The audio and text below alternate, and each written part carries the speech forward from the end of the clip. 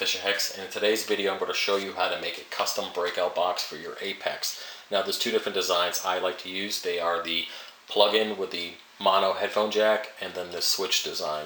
We're going to do the mono headphone jack for this build because it's just a little bit easier and it makes more sense for people who are plugging in float switches and stuff like that. Alright, so what we need to build this box. Alright, so I choose to use the smaller 1/8 inch mono headphone jacks. Alright, you can use the 1/4 inch if you want to, but I just like using the smaller cords. We have the male-to-male mono headphone cord itself, the 1/8. Now I'm going to cut this in half and we'll use two flow switches on that. The male-to-male 8-pin mini DIN cord that is actually hooked to the Apex, cut it in half.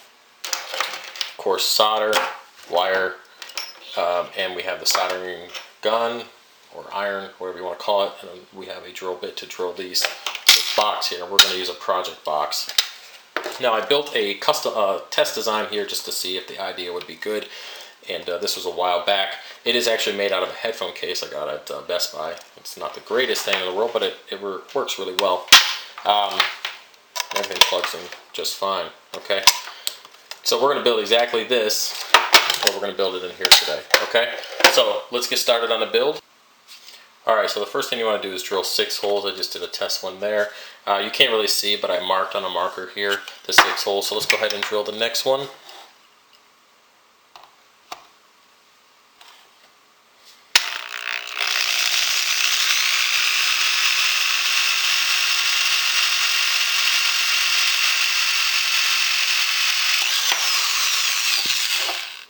Alright, we're just going to continue that down the line, and we'll come right back.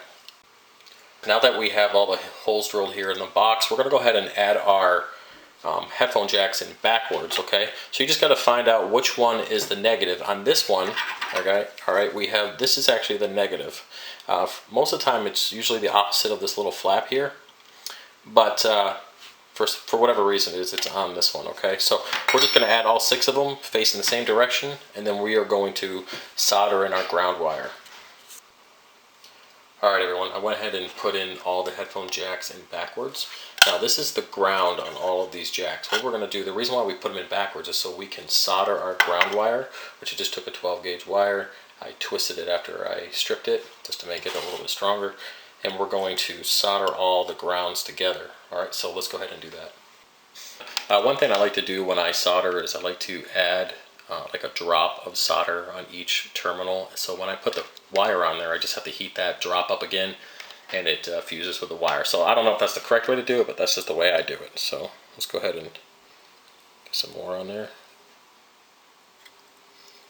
I put this cardboard under here so it would not destroy the table.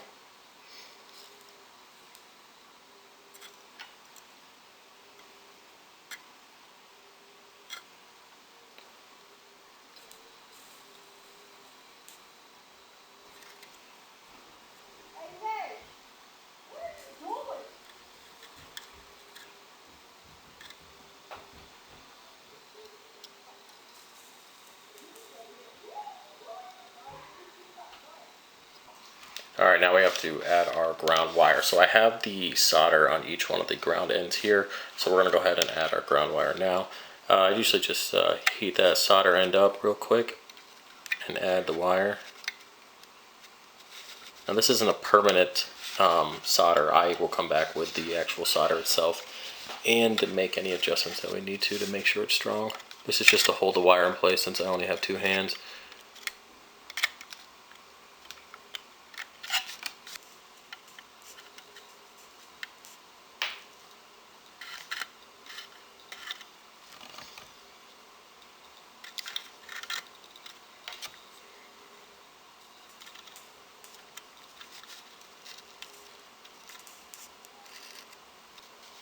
Alright guys, the grounds have been soldered, so we're just going to go ahead and turn these around and put them inside the box itself. Alright, everything is installed. Now we just got to drill a hole through the side where we're going to put our 8-pin Minion through. Now this through, I like to tie a little knot on the inside before I strip it. Make sure you leave enough room for your wire to go all the way through. So that's about where that wire needs to go.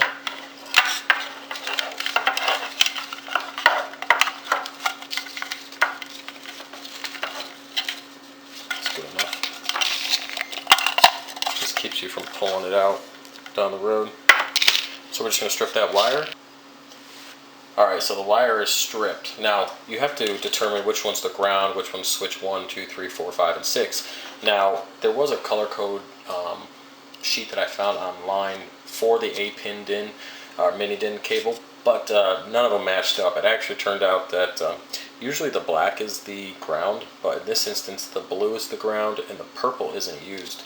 All these other ones here are the switches themselves. Now, what we're going to do is just cut off this purple one here because we're not going to use it.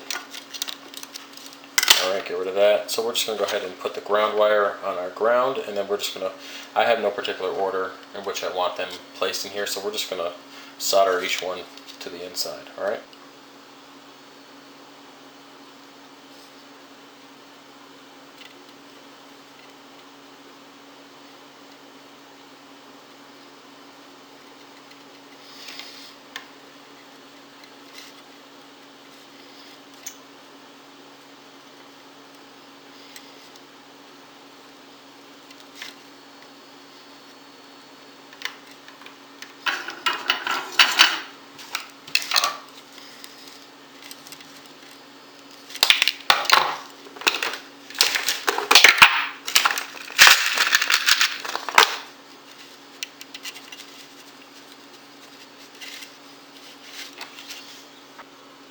Alright, so everything is soldered together. I put a little cap over the ground here to make sure it doesn't accidentally bounce off any of the other plugs there. But it's good to go. Alright, so we're just going to put the cap on this, then we'll get into setting it up. Alright guys, that's it. The breakout box is complete. The only thing left to do is cut your mono cable in half and connect it to your flow switch. Alright, our next couple videos we're going to go ahead and set up flow switches in the sump. Sensors to turn off pumps. We're going to do magnetic sensors on the doors, all that kind of stuff, and we're going to base it off this breakout box. Alright, so hope you enjoyed the video. Like, comment, subscribe. If you have any questions, just go ahead and ask. Peace.